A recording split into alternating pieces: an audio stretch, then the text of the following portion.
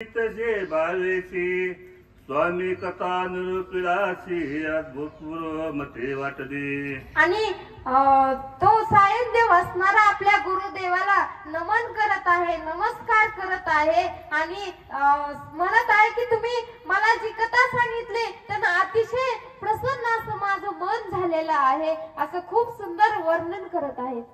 काशी यात्रा विराला निरूपिले मज विस्तारून ये वेळी होतो आपण तुम्हा सहित तेथे. आणि सायनदेव आपल्या गुरुदेवाला काय म्हणत आहे की काशी यात्रा असणारी याचं खूप सुंदर वर्णन तुम्ही ज्या वेळेस करत होतात त्यावेळेस मला असं वाटत होतं की तुम्ही तिथं आहात आणि तुमच्या बरोबर मीही त्या यात्रेमध्ये आहे, असं सायनदेव आपल्या गुरुदेवाला म्हणत आहे.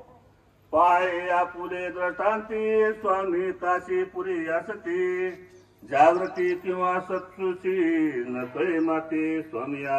ज्यावेळेस तुम्ही काशी क्षेत्राची तीर्थयात्रेची ज्यावेळेस वर्णन करत होतात त्यावेळेस तुम्ही आणि मी त्या तीर्थयात्रेला होतात आणि हे मी स्वप्न पाहतोय, काही प्रत्यक्ष घडलंय ते काय मला कळत नाही गुरुवर्य, असं सायनदेव आपल्या गुरुदेवाला म्हणत आहे. म्हणून विप्रेती वेळी वंदी गुरुचरण कमळे तसे करुणा भाई भाव भक्ती करून या.